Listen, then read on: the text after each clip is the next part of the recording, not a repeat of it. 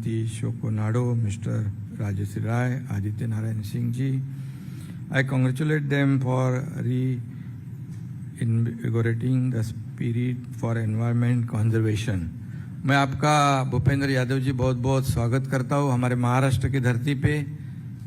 और हर साल की तरह इस साल भी 16 सितंबर को वर्ल्ड ओजोन डे मनाया जा रहा है। जीवन के लिए ऑक्सीजन से ज़्यादा ज़रूरी अभी ओजोन हुआ है। बराबर ना? अर्थ without ozone is like house without roof. अभी ये हमारे जीवन का एक बहुत ही हिस्सा बन गया है और ये हमारे लिए जीवन के लिए, और ओजोन के बिना हम सर्वाइव भी नहीं कर पाएंगे। ऐसी परिस्थिति अभी यहाँ पर हुई है, इसलिए ऐसे कार्यक्रम का आयोजन बहुत ही आवश्यक है। इस दिन को मनाने का मकसद लोगों को ओजोन लेयर के बारे में जागरूक करना है। मैं केंद्रीय पर्यावरण मंत्रालय को बहुत बहुत धन्यवाद देना चाहता हूँ। जल वायु परिवर्तन मानव सभ्यता पर एक बड़ा संकट है जिसे लेकर आज पूरा विश्व चिंतित है। पर्यावरण मंत्रालय इसके प्रति सजगता बनाने की पूरी कोशिश कर रहा है प्रधानमंत्री जी के नेतृत्व में। इस व्यापक विषय में देश की सभी सामाजिक संस्थाओं, जनप्रतिनिधियों के सामूहिक भागीदारी की आवश्यकता भी है। ओजोन की कमी से क्लाइमेट चेंज और ग्लोबल वार्मिंग, नेचुरल डिजास्टर और इकोसिस्टम में क्षति पहुंचती है। इसे हम देख रहे हैं, कभी बारिश होती है, कभी बारिश गायब हो जाती है। अभी आज भी जोर से बारिश थी। आज कौन सा रेड है अलर्ट, क्या ऑरेंज है? तो ये इसी का कारण है और इसे हमें एक सबको ही खुद एक एग्जाम्पल बनना पड़ेगा। मराठी में एक कहावत है, अप्प दीपो भव। इसका मतलब अभी खुद को ही, खुद का उजाला खुद को बनना पड़ेगा। मतलब हमें इंडिविजुअल कार्बन फुटप्रिंट कम करने की आवश्यकता है। हमें खुद ही हमसे ही शुरुआत करने की आवश्यकता है। जहाँ जहाँ आपने, जैसे मंत्री जी ने कहा है, जहाँ पर एनर्जी की बचत हो, जैसे आपने कहा हॉल में से चले जाए तो लाइट अगर शुरू रहे तो हमें इसका नुकसान है, इस धरती का नुकसान है, सभी इसके ऊपर डिपेंड है। और इसमें ज़्यादा से ज़्यादा हमें ध्यान रखकर, जैसे शॉर्ट फिल्म में बताया कि हमारे बच्चे बड़े अच्छे ब्रांड एम्बेसडर हो सकते हैं और उनका सब लोग सुनते हैं, जैसे यहाँ सब बच्चे बैठे हैं यहाँ पर। और मुझे आते समय देखने को खुशी मिली कि इसमें स्कूल के करीबन 5,000 बच्चों ने वर्ल्ड ओजोन डे में पार्टिसिपेट किया है। ये जन आंदोलन हमें पर्यावरण संवर्धन के लिए बहुत काम आएगा। जैसे स्वच्छ, प्रधानमंत्री जी का जो स्वच्छ भारत अभियान, ऐसे एक जन आंदोलन की आवश्यकता है इसे भी, और ये भी हमें जरूरी है। ओजोन, अभी थोड़ा मराठी में बोलता हूँ मैं, नहीं तो हमारे चौबे जी ने कहा मराठी में और मैं बोलूंगा हिंदी में। तो ओझोन थर, खरं म्हणजे आजचा हा कार्यक्रम अतिशय आपल्या सगळ्यांच्या दृष्टीने महत्वाचा आहे, कारण ही काळाची गरज आहे।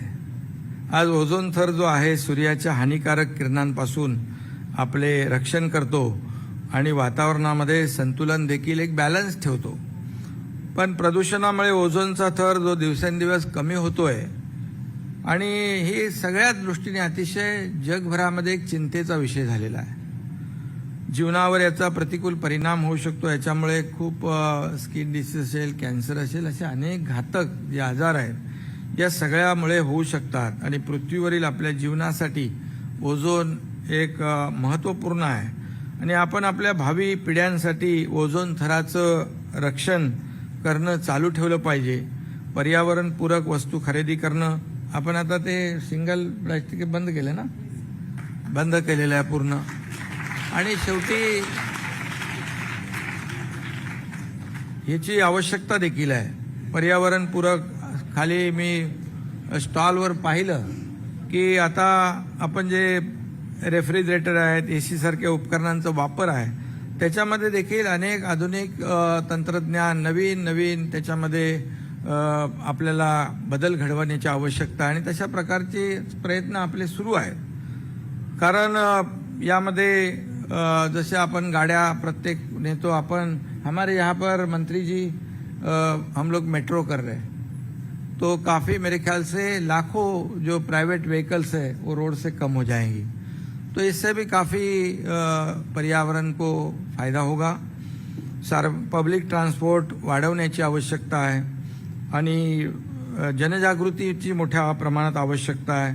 ओझोन दिवस हा पर्यावरणासाठी एक अतिशय महत्त्वाचा दिवस आहे आणि त्यामुळेच ओझोनच्या थराचं जतन करण्यासाठी जागतिक ओझोन दिन दरवर्षी 16 सप्टेंबरला साजरा होतो.